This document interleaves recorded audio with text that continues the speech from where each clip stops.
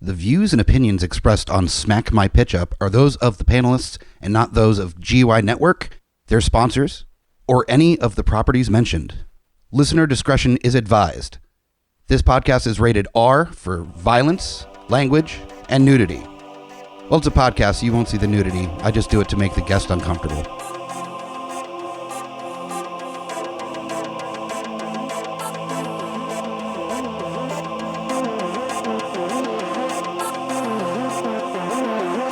In a world gone mad with unnecessary reboots, remakes, and sequels, only one podcast has the guts to make it even worse. This is Smack My Pitch Up.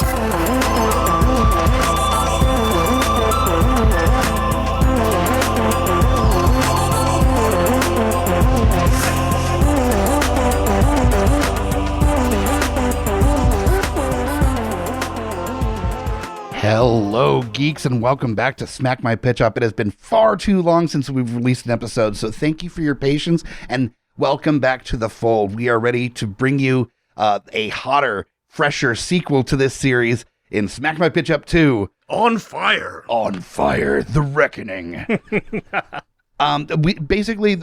We're doing a little bit of a switch up on the format. It's mostly the same. I mean, if you've come to like the format previously, there's not a whole lot changing. So you're going to be able to enjoy all the casting and picking directors and weird takes on stuff. We're still going to be doing all that fun stuff. But in addition to that, there's going to be slightly less guests coming on. Occasionally we'll have some guests coming on. But I have a co-host now with me that is joining me for this craziness here. You may have heard him on this show before. You may have heard him on GUI or on his podcast outside of the network. My handle is Jonathan Blade. We've got Tondi here. Here I am. Yeah, I'm excited to be here. This is going to be something special. Like Hobbit and I, actually just started talking about this fairly recently, and I was on board immediately. I've always been a huge fan of this show, and I think that with our creative muscles being a little bit different, we can take this some really exciting places. That's what I'm actually excited about as well, is that I always I can see where your take is coming from, with the thought process and how you got there. Yeah. But it's definitely not the way that I go with it, which makes it that much more fun. Like, that's what I want. If it's two people always casting Seth Rogen, then it's not going to be quite as much of an enjoyable experience. Oh, let me scratch Seth Rogen off the list right now. The fact that you cast him as the main antagonist was a surprise to me. Yeah, this is basically a little bit more static with the co-hosting, which is going to help as far as the banter and getting to know kind of our aesthetic when it comes to some of these recastings and such. Oh, this is going to be a fun energy. Yeah, absolutely. You'll see. Yeah, right? And then the rest of this episode is going to suck, of course.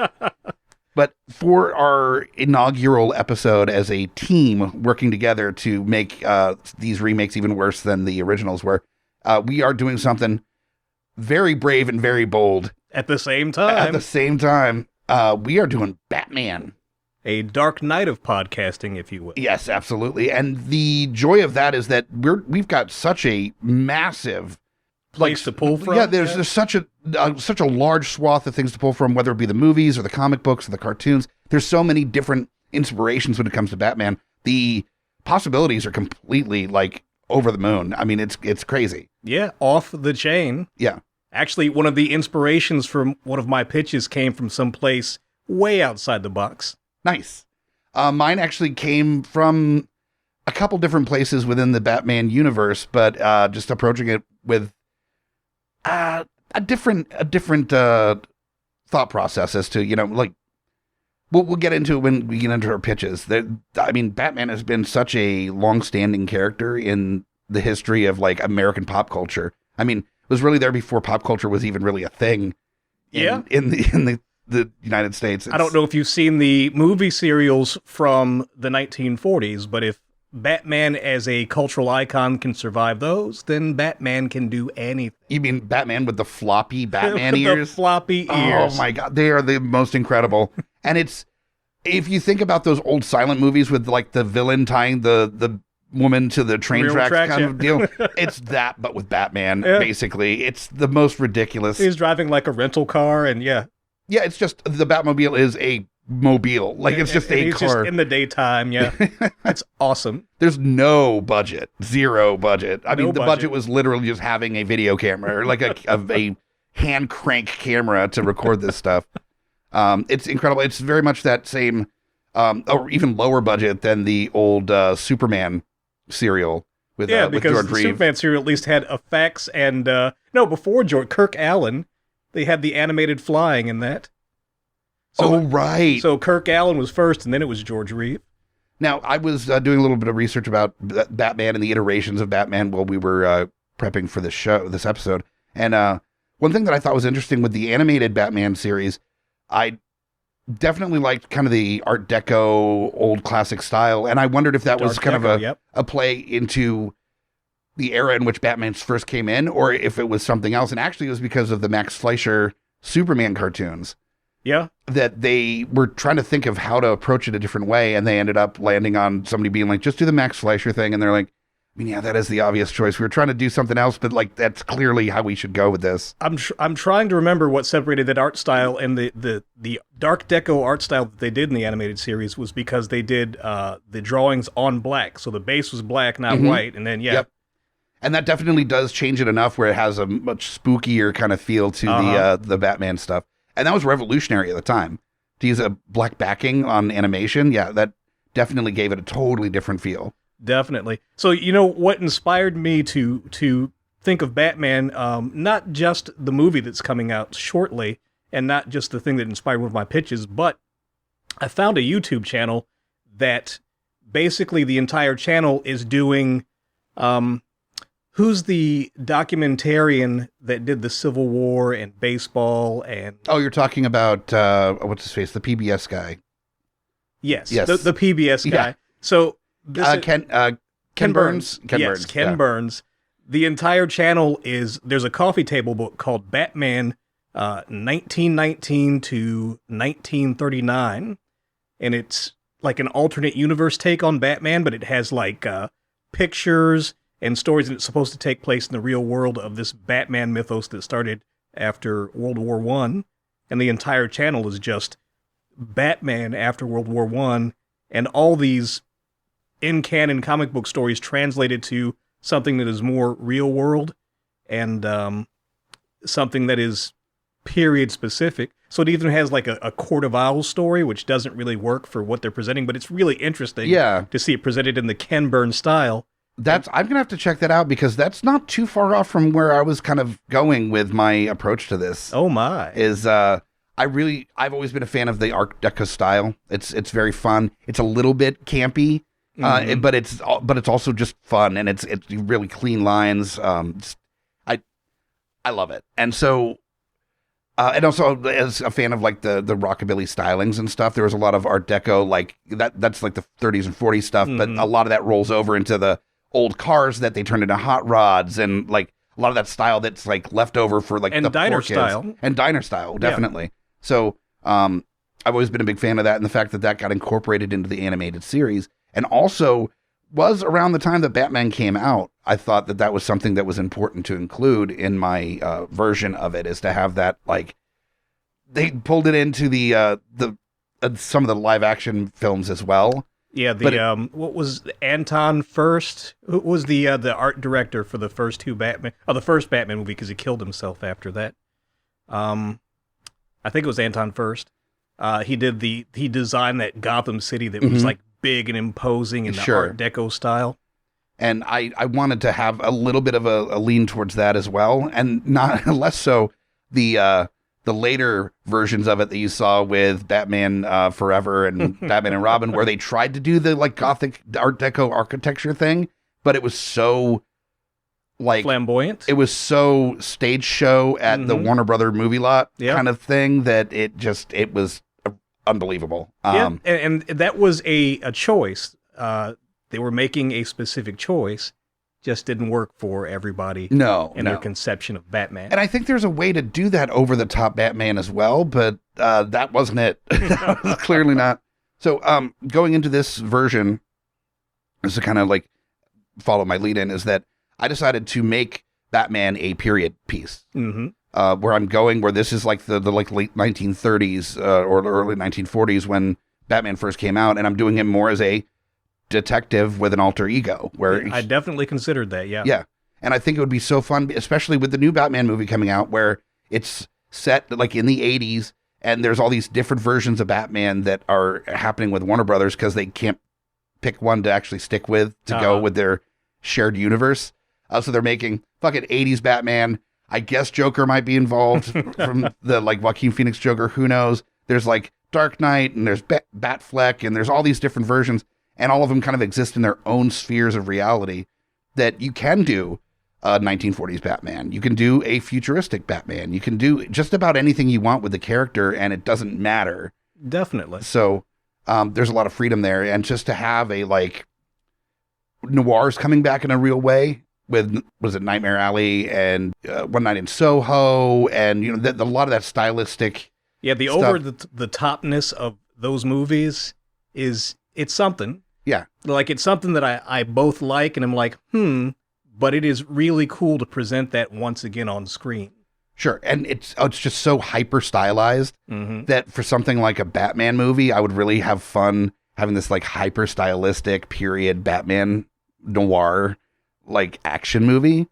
So that's where I'm going with mine. Yeah, I'm digging what you're throwing down. Nice. So with yours, you said you're pulling from a different sphere than you would think to begin with. For my first pitch, I am going with something that it has two separate influences. There's something that I've seen on screen only once in one movie that is what I want from a superhero movie, and they've only done it once because they always try to go as big as possible. Mm-hmm. But Dredd was that movie. Dredd was so good. Even when it was first called The Raid, it was still very good. Yeah. But that kind of movie, one bad night, a gauntlet that the person has to run, all action. There's no Bruce Wayne in my take for this Batman. It's all Batman, one bad night. I like that. Yeah. Wow, okay. So you don't have to have any backstory about the character or anything? So it opens with a montage. Yeah. Like, less than a minute. Quick montage. Like, I don't know if you read All-Star Superman or saw the All-Star Superman animation, but it opens with a quick montage to establish what this character is. Like, what is it? Dying planet. Adopted parents. Metropolitan newspaper. Sure. Superman. So it'll open with that kind of montage to establish what Batman is. So basically a version that doesn't have a epic slow-paced version of a 90s song on it, like a Zack Snyder none movie. None of that. No cummy pearls falling to the ground or none of that stuff. No Smashing Pumpkins jam playing slowly in the background where people weep in the rain. Yeah. No sad funeral. Yeah, okay, cool. So so that is just a quick, less than a minute at the top of the movie. We're into it. Nice. Okay. All right. So do you want me to go into my pitch first? Yeah, let's, since you are getting it going, I want to see who's directing. I want to see who you're casting. Yeah. I want to get this going. Let's do it. Okay, so for my idea for the movie, like I said, one bad night. Two influences because I want to see this action movie. So I was like, do I focus on this being a one bad night gauntlet movie, or do I focus on it being a martial arts movie? And that was going to determine who I got to direct this. Mm-hmm. So on the gauntlet side, I had considered Pete Travis, of course, who directed Dredd. Okay, yeah. I had considered Joe Carnahan. I'd considered Gareth Evans. Okay. I decided I didn't want to go with the gauntlet side. I want to go with the martial arts action side. That's the focus, even though it's about that one bad night gauntlet. Sure. I mostly want to see Batman being badass. Mm-hmm. So, my director, and you may not know that this person has actually directed movies, but they've been directing movies for like 50 years or longer. The fight choreographer for the Matrix, Yin Wu Ping, has been directing movies for like 50 years. Really? He directed the original Drunken Master. Oh, shit. Okay. I didn't know this either. I had to do a deep dive. He's also directed some movies that I've seen fairly recently. He's still directing. Sure. Man's like 150 years old. He's still directing. So more recently, he directed the Crouching Tiger sequel that was on Netflix. Okay. And he also directed the Master Z spinoff from the Ip Man movies. I think that was in the theater for a while, but that also showed up on Netflix eventually. But yeah, badass, sometimes maximal wire work, sometimes minimal wire work, but just super tight martial arts choreography, over the top, hand-to-hand action. So that is what I want the focus of the movie to be. As Batman runs his gauntlet, yeah, he's dealing with people that have guns, whatever, but Batman's style is up close and personal. So even if he slinks into the shadows, he comes out, boom, and does damage. That is the overall focus of the narrative as well, because this gauntlet is created by the fact that a contract has been taken out on the Batman in Gotham City. We don't know who introduced the contract. All we know is that Lady Shiva, who in the DC universe is the greatest martial artist in the world, is the one who is going to carry out the contract. She and her organization are in Gotham, and they're in Gotham to take out the Batman. So we have 4 main characters.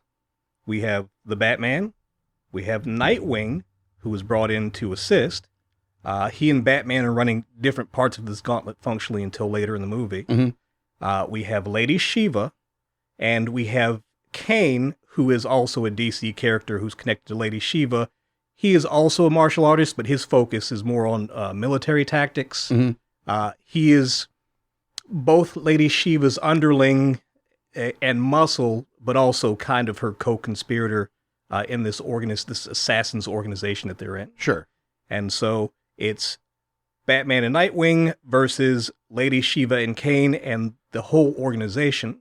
And it kind of moves like, I don't know, like a video game. It's a gauntlet. It's this crazy fight, this different crazy fight, this different crazy fight. What I love about this is that the thing that makes Batman different than a lot of the DC superheroes is the fact that he is just human. That he doesn't have superpowers. He has fancy gadgets, and that's great.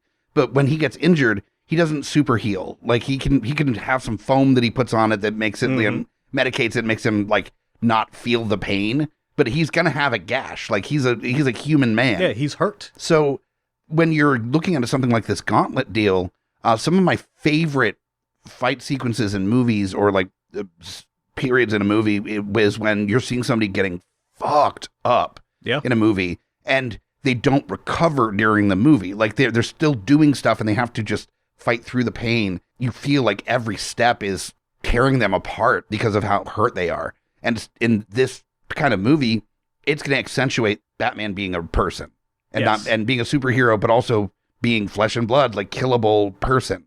And by the end of this, I'm assuming just going to be just a puddle. By the end of this, Batman will be effed up. Yeah. So the movie moves.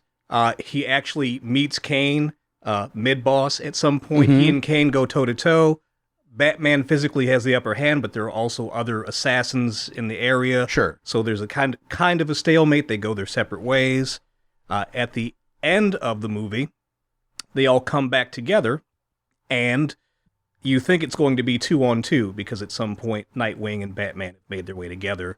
Lady Shiva and Kane have made their way together. Kane starts to give orders. He's trying to make a power move under these circumstances. He has people in the Assassins organization that are on his side.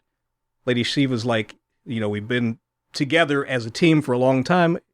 If you are sure you want to do this, we can do this. But if you step aside, I will just hurt you and we can continue doing what we do. And he's like, no, I think we can do this. So she one-hit kills him. Oof. And so it's Batman and Nightwing versus Lady Shiva, who is the greatest assassin, greatest martial artist in the DC universe. And they both fight her. And physically, she beats their ass. They win. They outsmart her. Together, they're able to come together and win the fight. But they don't take her down. There's like a time limit or something. Yeah. Or like something of out of circumstance, they somehow just happen to get the upper hand kind of deal. Yeah. At the end, we find out that there was no contract. This was Lady Shiva testing her own limits. She was impressed by the Batman, so she will not kill him. She will let him live to fight another day, and she promises to take herself and the Assassin's Guild or organization out of Gotham in the morning, leaving Batman and Nightwing winded and just there. just like hanging out like, oh no. I can imagine just be like, wait, for real? You got like 50 assassins all around you, like, okay, cool, well, I guess this is it. And they're like, good show. Like, that was rad. Yeah. Like, we'll leave you be. So they survived the gauntlet, but they don't necessarily win. And I'm really smitten with this take. Also, because of the nature of the take, I'm going to go a little bit different. So this still takes place in American Gotham, but the leads are Asian. Mm-hmm. So Batman, Bruce Wayne, still Bruce Wayne, is Henry Golding, who you may know from Crazy Rich Asians. He was also the lead in Snake Eyes. Okay, yeah.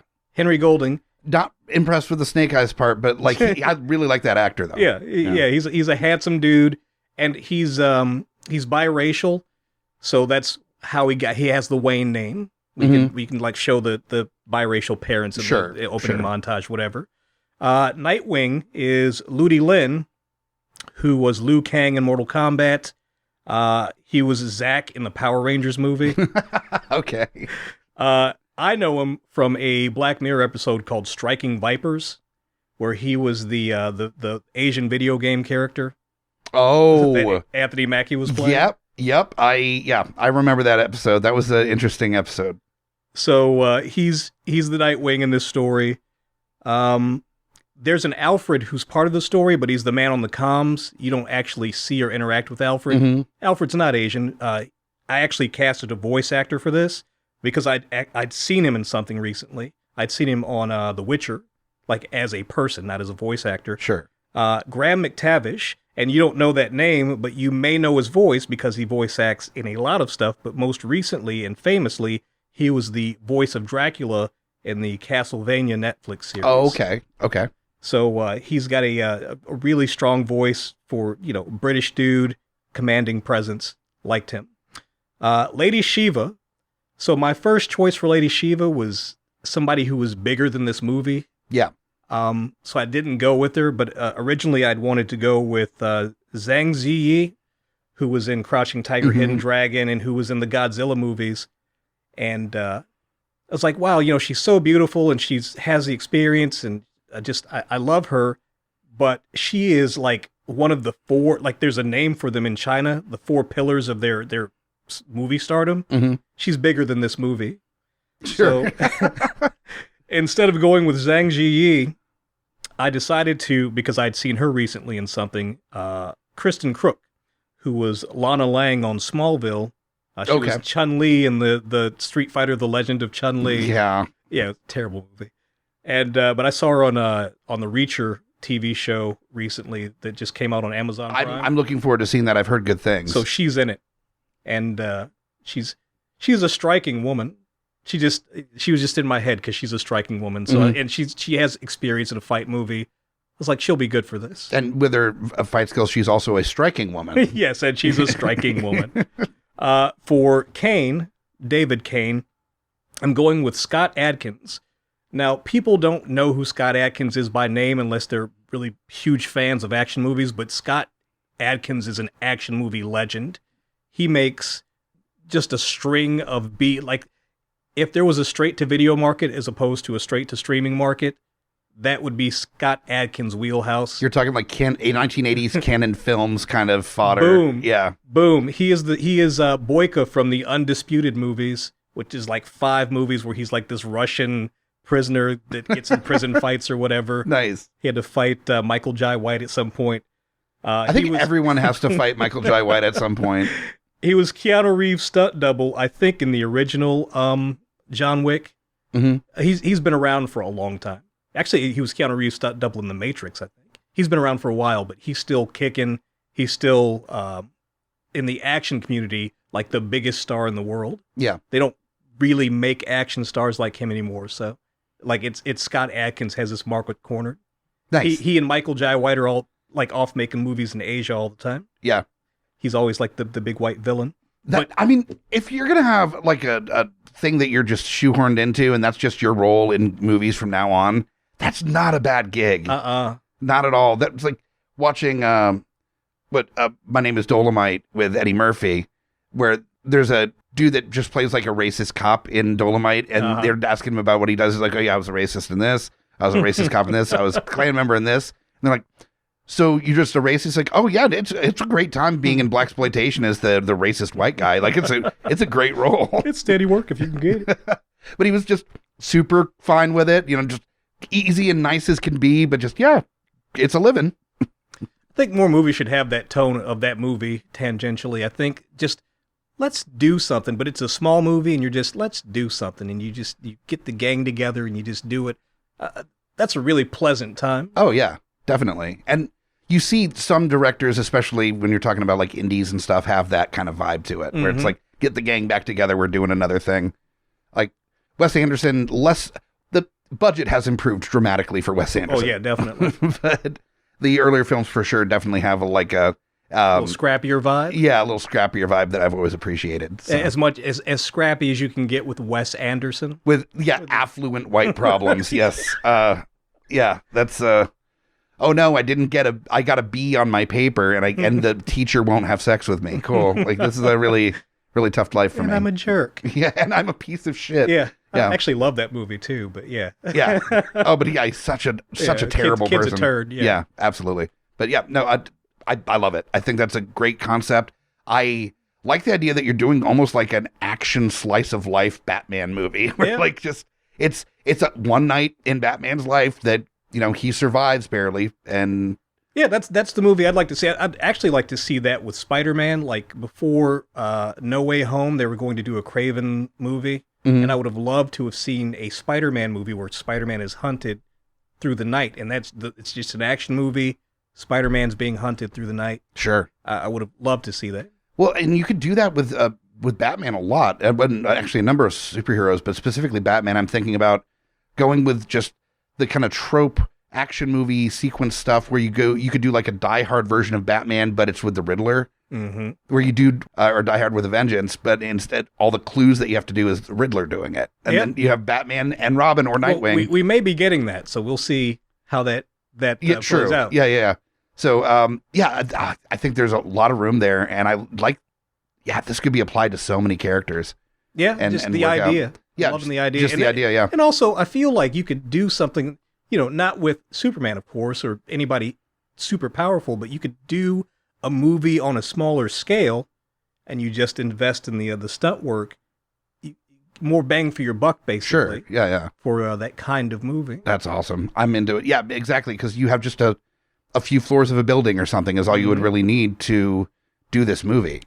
And when that budget goes down, yeah, you have the room for explosions and special effects and like even better actors, honestly. Like that's what I'm talking about. Yeah, excellent. I love it.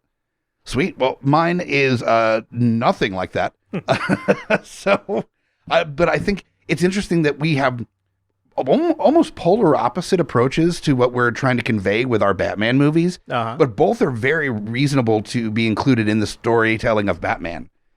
Which is how versatile this character is. Yeah, Batman is broad. He's got, 80 years of canon at this point? Yeah, it's insane. There's so much canon. And I wanted to bring it back to Front Street. I wanted to basically do a kind of a more expanded retelling of Enter the Joker, the first time that you see Joker in the comic books. And I reread that story, and it's the simplest story in the entire world. So there's plenty of room to build that out and play with the space a little bit with that story.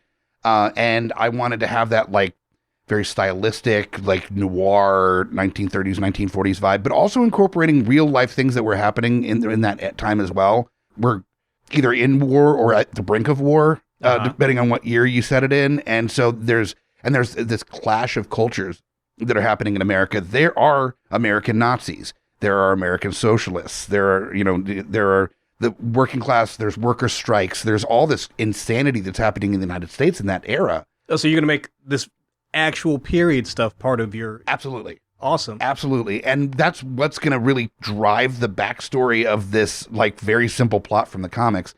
In the comics of Enter the Joker, basically Joker one night over the radio announces that he at midnight is going to like kill this millionaire and steal this like really expensive diamond.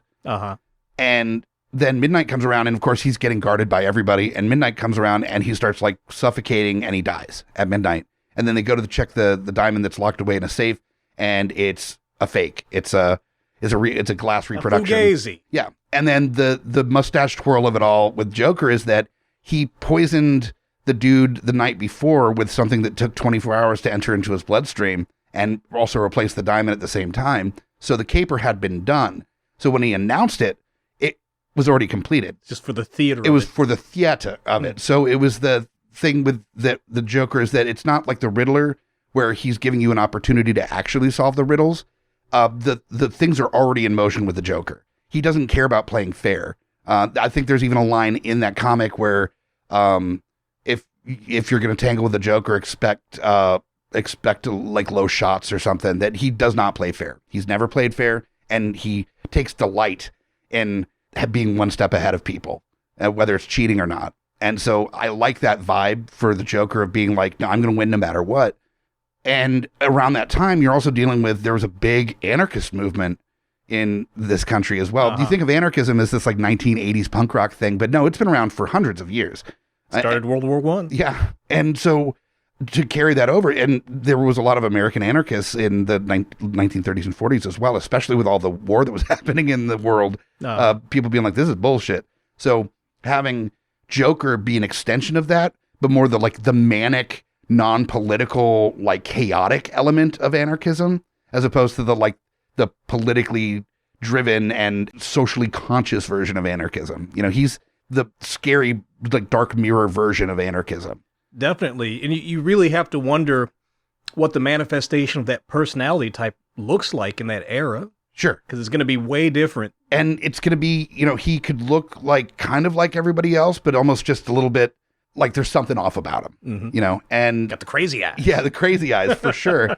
And I wanted it to be that Joker in this version, he feels like he's like a class warrior, that he's, you know, standing up against the millionaires and he's, you know, doing something for the little people, but he's not doing anything for the little people. He's just murdering millionaires. He's using the jewels as an excuse to like break in and kill them and stuff. And there's multiple millionaires that he's announcing that he's going to kill and stuff with different ways of going about it. And so he's convinced himself that he's this, you know, this hero of the people he's kind the of hero thing. Of his own story, yeah. And as this goes along, and this is expanding past the comics, Bruce Wayne's on that list. He's trying to kill, you know, Gotham's millionaires.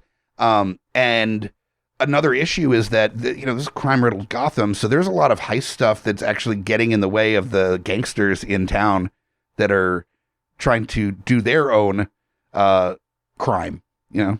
So like he did crime before we did crime. He basically gets to this ruby before the gangsters had it. They had it all planned out. They were ready to go, and then he got to it before they did. And that's actually from the comics. And so they basically call out Joker like in public, calls him a piece of shit, basically, just calling him out for not being as much of a champion of the people as he pretends to be, kind of vibe. And so Joker comes after him. Batman recognizes that this is an opportunity to take out two birds with one stone. So he camps out at the gangster's home and waits for Joker to show up, and then uses that opportunity to of chaos to try to get them both. He ends up not getting either. The gangster ends up getting shot, and Joker gets away. And so he's like, well, shit. And then he later captures Joker, who then eventually gets out and stuff. But the basic gist is that Joker is taking down millionaires and stealing all these gems. The gangsters are mad at him. You know, cops are mad at him. Batman's like, who's this weirdo? And tries to take him out. I wanted to really push this chaotic anarchist energy from Joker. I wanted the gangster to basically almost know the rules that they can play in to stay as far off the radar as Batman as possible. Mm-hmm. So when this crazy dude is coming up, you know, it's like, dude, stop. He's like bad for business. Yeah, exactly. Really bad for business. Which is definitely kind of from the Dark Knight as well. There was a little bit of that vibe. And then I also wanted where it's hitting on the fact that Batman is also Bruce Wayne. Like, he is the rich. Like, he is the super rich. And hit on that point that this is a really scary period in American history, that there's a lot of really poor people. It's post Great Depression. It's going into a new war after an old war that wasn't that long ago. There's people that are still like shocked, like PTSD from World War I, that are still around being like, we're already in another war. And in between this, you've got billionaire Bruce Wayne. Billion with a B. He's a billionaire in his era, huh? In his era, yeah. Oh, yeah. Which is like $1 billion. $1 billion. But yeah, he's impossibly rich. And his idea of helping people is to dress up like a bat and go investigate things. So it is almost kind of taking the wind out of Batman a little bit with this version. So in this version, is the focus, even if Batman is the main character or not, is the focus on the Joker? Do we stay with the Joker? That's how it starts. You have murmurs, people talking about Batman. You see in the shadows kind of stuff here and there, but you don't really see Batman until probably like 30 or 40 minutes into the film. It's following this crime caper thing and the people that are responsible for it. You're really kind of following the police. Nice. For the first part of it. You've got Commissioner Gordon, which let me go down my list now. Yeah. So as far as the director goes, I wanted somebody that could do a period piece, could do really solid action. And also when you're talking about these beautiful Gothic, like dark deco, buildings and statues and stuff, you want somebody that's going to be able to light it really well. That's going to be able to get these beautiful shadows, just going across, the city center. We've got like this creepy Gothic New York City vibe going for it really well. And something that I saw that just blew me the away with that kind of using shadow and using lighting to really express this creepy or even like intense moment in a film. And has done period pieces and has done action and has done creepy iterations of period pieces as well. Like, I mean, hit every single note with Sam Mendes. Nice. And he did 1917, which the use of shadow and lighting in that movie is absolutely incredible. And the long shots. And if you're looking at like Batman, like sailing through a thing or zipping through a thing, and you've got these beautiful long shots with shadow coming across, that's going to be such a amazing, like stylistic choice there. He did Road to Perdition. So he's already done a period gangster piece. Skyfall. He's done King Lear, Penny Dreadful, City of Angels. So as far as like the period goes and the action, I mean, he knows how to do all of it. Sam Mendes has the chops. He's got the chops for real to do this. So the thing he doesn't do is he doesn't have his cavalcade of characters that he brings into every movie that he does. He doesn't work with a lot of the same actors like a lot of directors do. It's all over the place, which actually opened it up for me. It let me choose who I thought was the most naturalistic choice for this version of Batman. Definitely. So Catwoman is in this too. I wanted her to be more the like, I'm not in this for any political agenda. I'm just poor. Like I'm a cat burglar. Like that's my vibe. Is she part of the narrative, or does she just inform the overall feel of the movie? It kind of informs the overall feel. She's not deeply involved in the thing so much as that with Batman investigating, he runs across her and they have kind of a little bit of a back and forth about the nature of wealth, you know, like, and who deserves the wealth. And I thought that'd be interesting to really be able to take a breather from the action and from the plot and just have that kind of nuanced, lighthearted conversation about like, do millionaires and billionaires deserve the money that they have? Or is there a point where like, that's too much money and just out of being a human being, you owe it to return that into the population, you know? And if not returned on its own right, then it's by force. And that's where Catwoman's line is versus Bruce Wayne, where he's like, no, I'm returning it to the people by beating up bad guys dressed as a bat. You know, that there's a totally different vibe to it. So Bruce Wayne talking as Batman, like, you know, billionaires, not me, but billionaires. Being interesting. Wink. Wink. Yeah. So for her, this is an actress that worked on Penny Dreadful, City of Angels, and Game of Thrones as well. And she's absolutely one of the most stunning women to ever exist on the earth. Natalie Dormer as nice. Catwoman, I think would be a lot of fun. And she has that way of saying like really sharp and catty things, but with a smile on her face, where you're just like, yeah, say more nasty things to me. Like, keep it coming. Then we've got Commissioner Gordon, and I wanted somebody that just looked like fed up, like just so burned out, just doesn't have the energy to deal with being the police commissioner anymore. Fully just over this city of nonsense. Over it, and is trying to do the best job, and is a really good character person, but just can't keep up with all the crime. Like, this is too much, and exacerbated and burned out. And I thought it would be really interesting to see what Richard Jenkins could do in that role, which, if you're unfamiliar with him, he was the dad in Step Brothers. Yeah. And he's been in like every movie ever. He's been in so much stuff. And he's been in, I think he's in Nightmare Alley. I think he's in Shape of Water. Like, he's in a lot of Guillermo del Toro period stuff as well. So he would feel comfortable in that kind of realm. And then we've got Brute Nelson, who's the gangster that's in charge of, of trying to get the Joker at his house. And the main gangster? The main gangster. And for this one, I didn't want to go for, even though the name is Brute Nelson, and in the comics it is more of a big character. I wanted the bigness to be in their personality and where they are as far as the hierarchy of criminals. And so I didn't choose a big actor for this. I chose somebody that could have a big presence in the scene. And I thought, because of, it was kind of a no-brainer with Boardwalk Empire, but Steve Buscemi just seemed like a pretty natural choice to throw definitely. in as just this almost cartoonishly, but pulls it back just enough. Yeah, Buscemi's a knife guy. I could definitely see that. Yeah, definitely. And then we've got Henry Claridge, that he is one of the main millionaires that is being dealt with in this manner, and kind of informs that, I want to almost opening sequence that's almost a nod to the opening sequence from Dark Knight, but it's with the guy being protected by the people, by his bodyguards, and at midnight he's supposed to die, and the diamond being taken, and there's this opening sequence about that. So he's on screen for a little bit longer than a lot of the other millionaires are in the story. And so for that character, I thought, how fucking fun would it be as the millionaire in a Batman movie to cast George Clooney? Because he's got that timeless classic look. And he looks like a rich guy. He looks like a rich guy, and just as a little wink at the audience, to just have him in a Batman movie as not Batman, but another millionaire, another rich guy. Could 100% see it. Yeah, I think it would be just a fun little thing to do. For the Joker, this is tough. It was really tough for me to figure out, because it's the Joker. It's one of the most iconic villains of all time, and everybody that's played the Joker has pretty much knocked it out of the park with their own version of things. And the Joker that's in the comic is not the psychopathic Joker or the gangster Joker.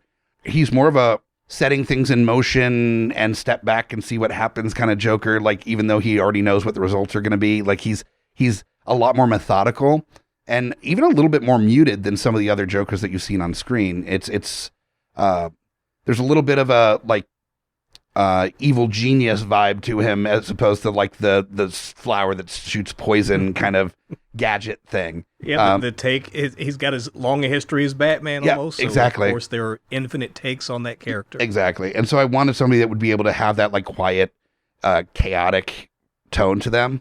And I think Nicholas Hoult would do I could see that. Would do a pretty good. He's got that gangly thing, which if you dress him in tight fitting but still fits well a suit, he's gonna look that much more spindly and have that kind of borderline inhuman looking frame. Yeah, I guess it's almost a given at this point that the Joker has to have a British body. Is that pretty much? Yeah. I think you have to have gangly limbs and just a really teeny toothpick body. Yeah. They allow for big Adam's apples for Joker now, I think. So I think you do a great job. And then that's one of the people that I found out that he was going for the role of Batman along with Robert Pattinson for this newest one. He was on the short list for Batman. I guess he is kind of one of the it guys. Yeah, and I think I was hesitant about Robert Pattinson when he got cast. I've warmed up to it more as time has gone along, but I can't see Nicholas Hoult. I can't either. Yeah. And actually, I was on board with Pattinson. I could see him doing that until I heard about them filming the movie and him being like, nah, I'm not going to do this. I'm not going to do that. Oh, no. What is this going to be? Yeah. I'm still going to watch it. But but we'll see. And then we've got, of course, Batman and Robin. Robin, I wanted a teenager. I wanted somebody that you're actually looking at about the boy wonder being in peril. And why is this billionaire dragging along this 16 or 17-year-old? I mean, on the high end of childhood, but still, he's a fucking kid, dude. What are you doing? And you need a kid that's going to be able to really act their ass off to to play the nuance that I want this Robin to play. And Noah Jupe is such an incredible actor. Nice. He's was in Wonder, Honey Boy, Quiet Place. He was also in a period piece called Houdini and Doyle, or a series where it was set in that era as well. So with some familiarity of doing some period drama stuff. So I feel like Noah Jupe is a go-to for you. yes, I've used him a few times. Kid actors are harder for me. Oh, me too. I don't know any of them. Yeah, so that's why we haven't done a Goonies episode yet, because it's just all children. So just casting all children would be tough. Unless you do like a 30 years later kind of thing, which is definitely doable. But No Jupe's great. His look, he could definitely pull off like a Tim Drake vibe. Just darken his hair a little bit. Would be good to go. Then Batman, I wanted grizzled 1930s, 1940s billionaire detective version of Batman, and not like the super agile kung fu Batman. This dude, he can fight, but it's more brawler style than, martial arts style. He has a gun. He has rope with a grappling end to it, and he doesn't have all the fancy gadgets. This is old school. Seeing Michael Shannon play Batman would be very interesting to me. Yeah, he's Frank Miller's Batman. Michael Shannon is Frank Miller's Batman. Right? Yeah, that it's this like big, like he's a box. He's a refrigerator. Yeah, exactly. And he's got this impossibly square jaw that would be interesting to see him as this little just square Batman going around the 1930s, 40s Gotham City. Just smacking dudes into oblivion. Just exactly. Pushing them through and walls. especially against Joker. So you've got tall, spindly Joker. And then you've got Meaty Mitts McGee Batman that just in one swat could just like send him into the wall. I think it would show that like it would show that Joker, even though he's not the strongest, is able to hold his own against somebody that is so powerful. And half of Batman's abilities in this role, because he doesn't have a lot of gadgets, is intimidation. Is that he's this big man, like he's this big scary presence in floppy ears. Everybody's scared. They're like, "Oh no, it's Batman!" And then he takes off his mask, and they're like, "Oh no, it's Michael Shannon! Yeah, right. It's Michael Shannon!" Oh god, that's even worse. Michael Shannon was, I thought, a weird choice for it, but I'm here for it. Yeah, I want to see what that looks like. Definitely. Actually, so if you look at period casting at that time, the aforementioned 1940s Batman has a Michael Shannon-ish look, like kind of a big head, square jaw kind of dude. Yeah. And kind of, like a broad, meaty mitts kind of dude. So, yeah, with it not being like a martial artist, that it has to be like quick and agile, I was like, let's just go the other end where it's this big, like, this hulking character that is jumping off roofs, like only because they're so sturdy they can actually land it. Oh no, I broke my leg again. Yeah, right. And he just keeps walking normally. Basically Ludo from Labyrinth, but dressed as Batman. That's what I was going for. Fully dig it. Michael Shannon sad. Yeah, I can fully envision this movie. I am fully seeing this take place on screen. Like I'm digging the whole vibe. And then as Joker's like killing these millionaires, there's that false equivalency of him being the savior of like the working class that are already on the verge of riots. There's like labor strikes. There's socialists marching in the streets. There's chaos happening, and they're looking at Joker as this like hero almost when he really isn't. Like he's not in it for them. He's not in it for anybody. Doesn't care about them. He just aligns philosophically.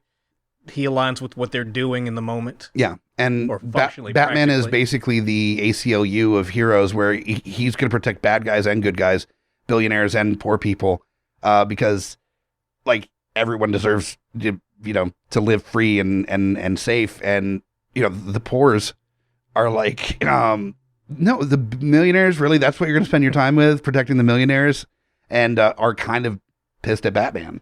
So they're desperate for someone to root for. And so they root for the guy. 1940s Batman, so he's like, yeah, I protect everybody, but those Chinese. Oh, no, not racist Batman. Oh, no. No, Batman's a man for the people. Oh, no. 1940s Batman might be racist. I hadn't considered that. Oh, no. What did I do? Oh, no. It's an easy fix. You have him living in a Gotham that had purity like population tech, so there's no Asian people in this. Oh, Gotham. cool. Yeah, purity Yeah. tech. Yeah, that's worse. Toddy, that is worse. Yeah. But this racist Gotham doesn't have to deal with that directly because they're. So you're just saying like a white nation. This is like the but Aryan, like a white Gotham, like a sundown town, but it's a whole city, a sundown city. in the like 30s and 40s. So you're talking about like a Nazi wet dream, is what you're. Yes. No, Oh. absolutely not. Racist Batman would be so fun, and I could just see Michael Shannon being that. Yeah, guy. Michael Shannon being the Batman of the Nazi Gotham Batman. Yeah, Michael Shannon. Yeah. Wow. All right, I rescind my entire. Holy shit. Okay, so those are our takes that we think might work or might be interesting to see.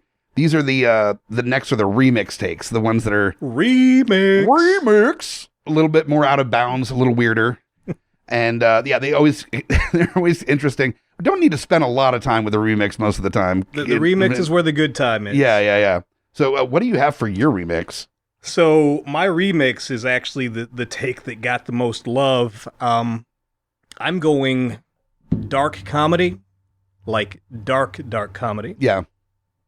It's the idea, not the plot, but the idea is based on a web short. If you say Nazi Gotham, well, you stole that, so now I have to go to. Yeah. No, the idea is based on a web short from 2006 called Batman's Gonna Get Shot in the Face. And so this movie, which is Batman's Gonna Get Shot in the Face, directed by Boots Riley, because it's weird social commentary. Okay, yeah. Sorry to bother you, Boots Riley. He's got on my radar after Sorry to Bother You. Yeah. The focus of this movie is actually not Batman. Batman is a plot device because the movie opens with a montage, like the other one. But in this one, we see Bruce training to become the best at what he does. He returns to Gotham. He floods the market with the symbol of the bat is a viral marketing campaign. Okay. And then when he hits the streets as this symbol of justice is known in Gotham before he's on the streets. He hits the streets and is a symbol of justice and criminal fear. And his first takedown of criminals goes pretty well. He's well trained, well equipped. But what he's doing is stupid. So in his second takedown, he gets shot in the face, dead. He's dead in the first 5 minutes of the movie. Wow. Okay. So what this movie is about is actually Gotham and white privilege, because after Bruce is murdered, the blame, and it almost doesn't make any sense except in the world, the blame is put on Lucius Fox, who is the CEO of Wayne Enterprises. Lucius knew, and this is leaked to the public, Lucius knew that Bruce had this plan. And so Lucius had to walk a tightrope of trying to keep Wayne Enterprises open, because otherwise Bruce would have liquidated it and spent all the money on this Batman stuff. So he allowed Bruce to do just enough to keep him happy while keeping Wayne Enterprises open. And ultimately, Bruce got killed. Lucius is blamed because he's the black guy who allowed this mentally unstable white man who's famous and rich and popular to do this. So under these circumstances, Bruce Wayne, who's played by KJ Apa, who is Archie from Riverdale, is a younger Bruce Wayne. Yeah. Because this is like year one. Yeah, sure. So Actually, week one. So yeah, and then dead. He becomes a myth in Gotham, kind of like he wanted, but not really like he wanted. Sure. The symbol of the bat becomes. He probably preferred not death. Yeah. The symbol of the bat becomes a thing, but it's not the kind of thing that you want. So everybody, all of Gotham's blaming Lucius, but the police in Gotham take on the symbol of the bat, like the police in the real world have done with the Punisher logo. Sure. As a martial symbol against suppression of the population, because Gotham is a shit show. One of the things that Lucius tells Bruce in a flashback is that yeah, sure, come back and clean up Gotham because Gotham is a shit show. He's like, you are likely to be murdered by the gangs or by the police as you are by the gangs, and both of them will just sprinkle crack on you to make it look like you took your own life just for fun. Yeah. Sprinkle might give you a hint to who Lucius Fox is. Lucius Fox is is Dave Chappelle. No. Dave Chappelle is the embattled Lucius Fox. The person who murdered Bruce is Joe Chill, as he was in the Dark Knight movies. Cole Sprouse is Joe Chill. There's actually some plot behind that. He's on the run. Somehow the police haven't been able to find him. Lucius can't find him. We find out why later on, but Joe Chill is basically a meth head who was kind of hired to murder Bruce on this second outing as Batman. Commissioner Gordon has a hard-on for Lucius Fox because Lucius Fox is a powerful black man in his city. Sure. He hates him. He's putting all his energy into trying to take down Lucius Fox. Under these circumstances, Jeffrey Morgan, Commissioner Gordon. Okay. Hard ass. Barbara Gordon. Ooh, that's a good cat. I like that a lot. Yeah. No nonsense, hard ass. Yeah. If you don't know who Jeffrey Morgan is, he was in The Walking Dead. He was in The Watchmen as the comedian. BVS is Thomas Wayne, so he already has Batman experience. Is there a Supernatural? Yeah, Supernatural is the father. Barbara Gordon, she's kind of a cameo, but more because she actually influences the people. She is inspired by Bruce Wayne's example. She tries to hit the streets, has this costume, jumps off a building, trying to parkour, breaks both her legs. The public blames Lucius that this pretty little white girl got hurt because Lucius actually has the patent for the fabric that these vigilante people are using to try to protect their bodies, and so inspiring them to think that they're more than they are, and her pretty crying face is seen on television. I'm appreciating the Dave Chappelle casting a little bit more of just the exacerbated lines that he'd be able to deliver. Just like Harvey Dent is in this. Harvey Dent is also supposed to go after Lucius. Harvey Dent is a liberal. He does not. He feels for Lucius Fox, but he's also like, it's the system. What are you going to do? We have to do this. He actually looks at the police, and he makes mention at some point that it's ironic that they're both against Lucius Fox and using the symbol of the bat as like a rallying cry for the police officers if they think that he has like enabled this thing to be so. But he's like, it's my job and whatever. That's Jason Sudeikis as Harvey Dent. And then wow. As the Gotham police officers that we see as we move through this, we have Bullock and Montoya. Harvey Bullock is Kevin James. Renee Montoya is Stephanie Beatrice from Brooklyn 911. Okay. Yeah, she's Rosa Diaz. Or Brooklyn 99. Yeah. So she's she's awesome. Yeah. And then in the middle of the events, we have all of these villains that pop up, inspired by the existence of the Batman. They're like, yes, this theatricality, this is going to be something that's cool. I'm going to make my mark on the city. So we see the Joker pops up, and he's like, what's the Joker's line? Wait till they get a load of me. Sure. And these are quick cuts. It's like, wait till they get a load of me. Next cut, he's dead. The police are sprinkling crack on him because they're the ones who killed him. You see him get shot by the police. Yep. That is from... because I did not put the Joker's actor down, and it's skipping my mind right now. He was in Boots Riley's movie. He was the lead. Lakeith Stanfield. Yeah. He's the Joker. Jim Parsons is the Riddler. Riddle me this. Stabbed to death by a junkie. Josh Gad's a penguin. Does an umbrella flourish. Cut to him cowering in the showers in prison as a group approaches him. Daisy Ridley is Catwoman. Diamonds are a girl's best friend. Shot to death by store security. And so on and so on. We have like a montage of these people trying to be theatrical. And then Gotham is such a shit show that they're just both sides. Police, criminals, regular people on the street just take these people out in a quick succession. Just like, no, that doesn't work here. It's not. So as this goes on, we find that Dave Chappelle is trying to find out what happened to Joe Chill. He's trying to clear his name. It leads to the mastermind of the entire situation, which was Alfred. Because Okay. Alfred was not happy with the idea that Dave Chappelle, that Lucius Fox, was such a powerful man in Gotham, and he was a butler. And with Bruce dying, the company is still, Lucius still runs the company, but the money and the stock options went to Alfred. So Sure. Alfred's powerful and rich now, too. And that's Mark Rylance. So he discovers Mike Rylance. He finds Joe Chill, resolves the situation. We think it's going to be a happy ending as Lucius Fox drives off in victory. Woo! Stopped by the cops. We see a back shot of the cop walking up to Lucius's car. The cop has a back tattoo on his neck. He's got his gun drawn. Fade to black. Sprinkle, sprinkle. End of the movie.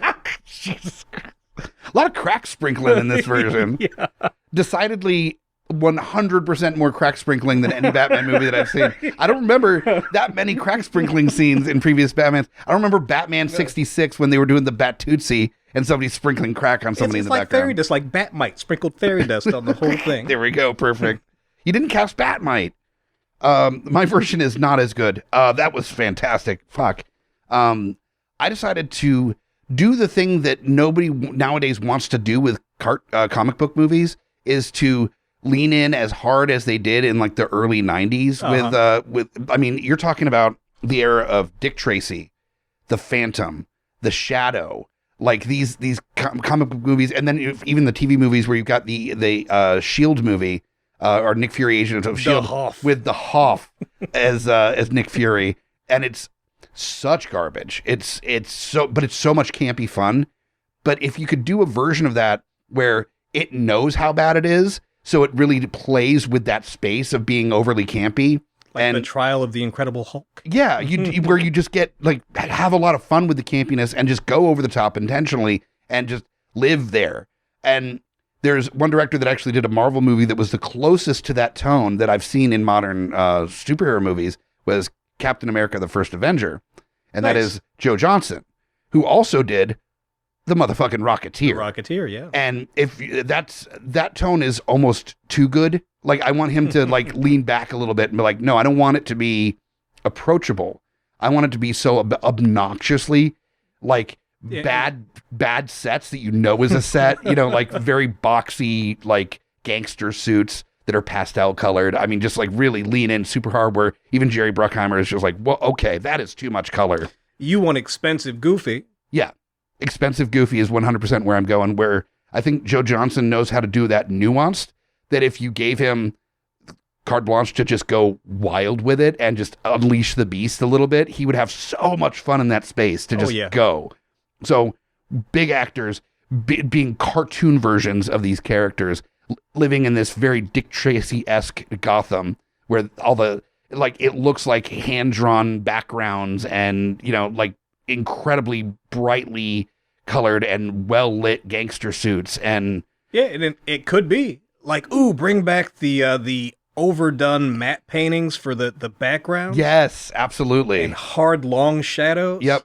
And then the clear, there's a speaker on set playing the police siren noises and helicopters, and it's just the street doesn't even look like it's made out of concrete. Like it looks like some foam thing that they put down. What I'm seeing is an intersection between Dick Tracy and Sky Captain.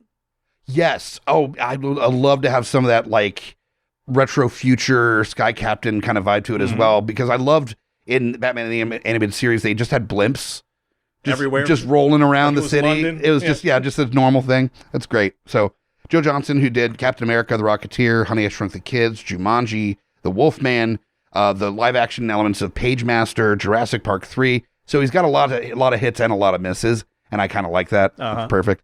Down the list, Catwoman. We're going full on Eartha Kitt style Catwoman. I'm doing Tandy Newton for Catwoman. She was in a kind of a noir future kind of thing called Reminiscence recently with Hugh Jackman. That wasn't that great, but she was brilliant, and as always. Mission Impossible 2. Mission Impossible 2, Westworld, she's incredible. So she is Catwoman, and she's just all sorts of sexy, just doing all the like smart, dangerous, sexy lady stuff that Catwoman does, and just killing it. And then we've got Commissioner Gordon, and I wanted just a big presence, Commissioner Gordon that's a fucking weirdo and just can't keep things together. Like, it's not that because it's just too much crime. He's a weirdo. Like, he is bad at his job. So that's why he's cool with the Batman running around, because he's just so inept at being a commissioner. And I thought it'd be really fun to see what Benicio del Toro would do. Awesome. I gotta tell you, my alt Gordon was John C. Reilly. Wow. Yeah. Okay. Yeah. Big goofy. Big goofy. Yeah. I thought that'd be a lot more fun than the, overworked Gordon. Then we've got Brute Nelson. I did the same storyline basically because it is kind of a gangster story deal. I was like, cool. So keep the same characters. Brute Nelson, big gangster, big cartoon gangster energy. Ron motherfucking Perlman. Oh yeah. Yeah. I mean, I don't need to explain that. He's also a 1940s, like 30s, 40s kind of guy. He looks like the guy that has the single strap unitard and lifts triangular weights. Like he did. Yeah, like he did. And then we've got, for Henry Claridge, the millionaire, classic, good looks, handsome, rich, like has that rich vibe to him. Ryan Gosling, I think would do a great job. Yeah. He probably wouldn't take such a small role in such a cartoony version, or maybe he's like, no, fuck it, that sounds great. Then we've got the Joker. You want the most cartoonish energy you could possibly get from somebody. So you want somebody that is like, has played some of the weirdest characters, has the strangest kind of body possible to incorporate this like almost wacky waving inflatable arm flailing tube man of a villain.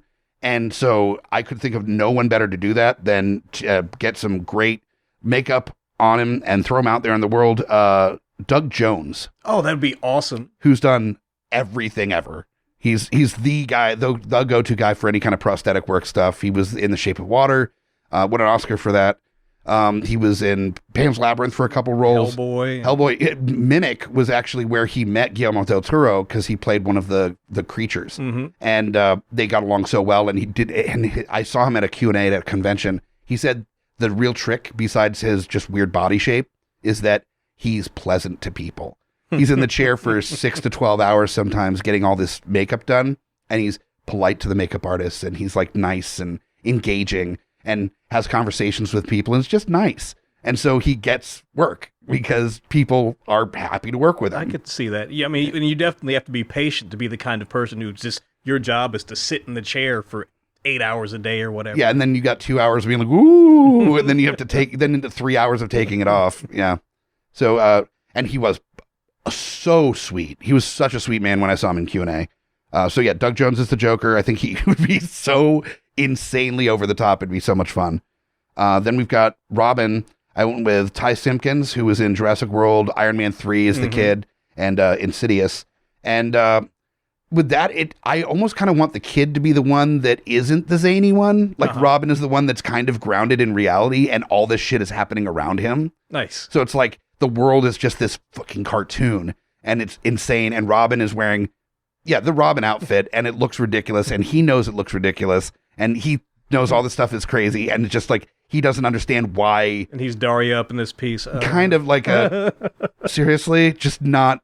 So he's our way in to the movie is through Robin, and then for Batman, I wanted big dumb hero energy for this role, and I thought John Hamm as a cartoonish Batman in this Dick Tracy world would be via Sky Captain as well. Would be so much fun. And he's got a great comedic, he's got great comedic energy. Yeah. John Hamm is awesome, and he looks like Batman. And he looks like a 1930s Batman. He's got that chin. I mean, I think it would be really fun to see him just playing like a cartoony Batman. Yeah. So, yeah. So that's my casting. I want to see that because it would be so much fun. Just a Batman movie that doesn't take itself seriously at fucking all. That would be so much fun, And I think the chances of us ever getting that are slim to none, Yep. which makes it even more important to be like, yes, this is a great idea to put out there in the space. The closest you could get to that is like the Lego Batman movie. Like that's about as close as you can. What was the Batman cartoon that came out where Dietrich Bader voiced Batman? Oh, The Brave and the Bold. Brave and the Bold. Yeah. Yeah. Was there like time traveling in that or something? There was so they wanted to do like the 1960s Batman. Yeah. Where it's just a swinging good time and every crazy thing you could think. Yeah. So that's what they did. That is that's kind of what I'm thinking aesthetic wise for your project, the Brave and the Bold Batman. This isn't a baseball game. It's the home run derby before the All-Star game. Yeah. It's just nothing but huge swings the whole time. Yeah. Yeah. That's awesome. That'd be so much fun. So those are our ideas for all 4 versions of Batman. And here we've got a gritty action slice of life, like 90 minutes is 90 minutes kind of movie. Yes. Yeah, which is fantastic. We've got the what did I do? My 1930s 40s gangster Batman, like dark deco vibe movie. We've got the everyone dies Batman movie, and then Dick Tracy as Batman movie. So yeah, loving it. got some solid choices here. Don't be jealous, Hollywood, that you keep doing the same Batman over and over again. But if you need some ideas, we're right here. Yeah, we got 4 versions sitting, waiting, ready for you whenever you're ready. Just want some of that money for a story buy. Give us that, and we'll be some happy. of that Joe Rogan podcast money. Yeah, just like a sliver of that, I'd be content. Like we can only do 1 million. You know what? You did your best. I'll go ahead and I guess suck it up. I guess. All right. So in lieu of the mashups, because I actually have a short list idea for next week. Okay. So I'm going to take the short list for next week. For the short episodes that we do every other week on here, we're going to do kind of a mixture of the short list when one of us has an idea that we can play with in that space, an original concept. And the weeks that we don't have one of those, or we feel like expanding on stuff a little more, we're going to try to do the mashups that we would normally have. We can take the time to play in that space like in real time. We're not preparing anything for those mashups. We're coming up with the content together on those. Yeah, we're going to be mashups. crazy. This is what would usually be the drunken show is what the second show will be. Yeah, kind of. Yeah, it's the more chaotic, little short bit. So, but for next week, we're looking at a short list idea. I have a completely insane idea that I really want to play with. So, I'll excited to hear it. It involves the Flock of Seagulls band. So just a little taste. So, in lieu of the hair. Just picture the hair, yeah. In lieu of the mashups, although please share your ideas for mashups on our social media for Batman, what properties, besides obviously the Justice League and shit, come on. And yes, mashup with Marvel, yes, okay, let's just push that to the side, we all agree. And we're down to our trailers. Yes, we are. So which one do you think you're going to do? Oh, I'm definitely doing the Boots Riley movie. I think as much as I want to see the Sam Mendes version, the Joe Johnson version is going to be so much more fun to do the trailer of. Yeah, I think it'll be a good time. Yeah. So, all right, let me cue up some music.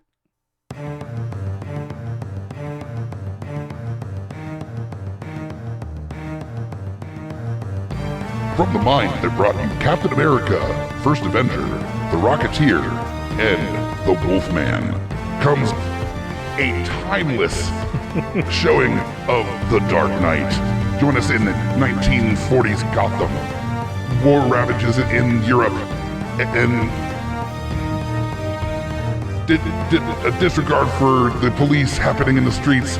There's Molotov cocktails, there's anarchists, there's socialists, there's workers' strikes, and the only thing standing between utter chaos and peace is the Bat. Join John Hamm as Bruce Wayne as he takes on the evil, maniacal Doug Jones as the Joker. Protecting the rich, protecting the poor, and solving the disconnect in the streets. Fucking, I don't know. He teams up with Commissioner Gordon, played by Benicio del Toro, and Tandy Newton as Catwoman, to save the jewel, to run the jewel, to save the jewels, and bring peace back to a tired city. Peace in our time. This fall, Batman. Dark Deco. Woo! Woo! All right. I've already purchased my ticket. Yeah, with that trailer, I'm sure. You know what's great in a trailer is when you hear, That's always a good time. Is the script in Italian? Is this a spaghetti western? I don't know what. I'll just wing it. Yeah, that's pretty much what I do with all of our shows is wing it. So That's why it's beautiful. all right. So next up, we've got your version here. If you take a man's heart, if you give a man the compulsion for vengeance and justice, if you give that man resources but no guidance, he will be more than a man. He will be a symbol of a man that's gonna get shot in the face. From the mind of Boots Riley, Batman's gonna get shot in the face. KJ Apa is Batman, but not for long, as he makes a mess that Wayne Industries CEO Lucius Fox must try to clean up. It's not easy with all of Gotham against him. Who puts a woke in charge of a Fortune 100 company? Dave Chappelle, Jeffrey Dean Morgan, Mark Rylance, Kevin James, Stephanie Beatriz, Cole Sprouse, Sophia Lillis, Jason Sudeikis, in a story inspired by Larry Longstreth. In the court of public opinion, he is the one who brought darkness to Gotham. Darkness. To clear his name, he'll have to use his wits, his tact, his money, and his respectability. Damn, that Lucius Fox is well spoken. Can Lucius stay one step ahead of the shadow of the Batman? The shadow of a Batman who's been shot in the face. Batman's gonna get shot in the face coming this summer. That is an incredible title. I love it so much. I would, if there was a movie called Batman Gets Shot in the Face, I would be there at midnight. I'd be there preview night. Oh. I would have a ticket for the next day as well. Now I'm going to get sued by Larry Longstreth, but it's worth it. It's so worth it. I had a great time on this introductory episode to this being a two host little joyride here. Yeah, this was amazing. Yeah, so much fun. And such a great way to start it off is with Tales of the Dark Knight. Yes. So. Something that we both love, something we can put all our energies into. But we're going to keep this level of creative juice flowing, so stay tuned for more of it. I feel like it's going to get, like, in a very, very warm and friendly way, almost competitive to see who can be just crazy enough to, like, get away with some of these pitches. You have to stay on for the escalation, people. Absolutely, you got to stay on for the escalation. It does escalate for sure. And if you want to check out some more escalation, please check out some of the previous episodes of Smack My Pitch Up. I had some incredible guests on before. We're still going to have some guests occasionally. Tandi's been on a number of times before. A few times, yeah. As well as check out Geeks Under the Influence, our main flagship show. Deeply Upsetting, the show that me and Amy Bogart have. As well as so much fun. All the other shows available on the network, available at GUIPodcast.com. Make sure to rate, review, subscribe, tell your friends. And definitely, in the spirit of this being a sequel series or whatever you want to call it, on the same stream as Smack My Pitch Up, take this moment to make sure to review us, to give us a rating. Spotify now does ratings, so that's great. If you want to do reviews, Podchaser or Apple Podcasts are a great place to do it. Share it on your social media. Tell people about these shows and share the love. We definitely appreciate it. And we'll find you next time for another episode of Smack My Pitch Up. How do I even end these shows anymore? Well, it's a new world, a new you. You can end the show any way you want to. I'm Mike the Hobbit. And I'm Tandi Woodard. And that's a wrap. Or is it? Da da da da da.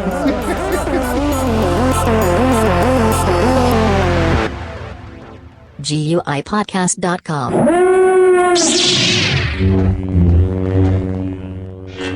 Michael Shannon sad. Oh no, it's Michael Shannon. Right. It's Michael Shannon. Mike the Hobbit here, Lowdown Brown, inviting you to check out Geeks Under the Influence, a podcast that pairs booze with conversation with good friends. and a little nerd culture. We get a lot of colorful conversation out of our episodes, but it is here for everyone, no gatekeeping. Always level up everything we do. We'll punch up, never punch down. Exactly. So check out Geeks Under the Influence everywhere you get your podcasts and join us or die. Shut the fuck up, Hobbit. Welcome to GUI Nights. GUI Nights. Yeah, I am Lowdown Brown. With me as always, Mike the Hobbit. this is the tangential side of GUI. This is like so many of those other shows that has the after the show bit mixed with a little bit of Baywatch night, so it's a little sexier. It's a little bit after hours. Also while tying it into the previous episode of GUI. So look forward to that too, because this comes out the week after the flagship hour-long episode. So make sure to check out GUI Nights, and when you're done, you can... Go the fuck home. Coming straight from the mouths of madness, I'm Lowdown. I'm FU Hunter. Do you love horror? We fucking do. So this is a podcast dedicated to all things in cinematic horror. We're talking movies, television, composers, special effects artists. We're gonna fucking cover it. So if you love horror, Embrace the madness. My name is Amy Bogard, And I'm Mike the Hobbit. and we are the hosts of Deeply Upsetting, where we use our expertise to answer your most upsetting hypothetical quandaries, such as what non-winged animal deserves wings? And what body part deserves a secret mouth? Which cryptid is the worst roommate? These questions and more that plague you will be answered on Deeply Upsetting, available anywhere you get your podcasts and at GUIPodcast.com. In a world of blockbuster movies, there's another dimension. The dimension of schlock cinema. Join us at Beautiful Disasters on a journey into the fringe territory of B-movie abandon. We review the flicks that are forgotten or underappreciated to give them a proper place in the annals of celluloid history. I'm the Groots, F.U. Hunter. your guides at Beautiful Disasters. Come along with us for a fun ride. May the schlock be with you. Hey guys, Scotty P here with Smash on your left. And we are the Geek Fathers. That's right, bringing all the trials and tribulations of being a geeky parent. So welcome to our world. And as always, join us Or cry.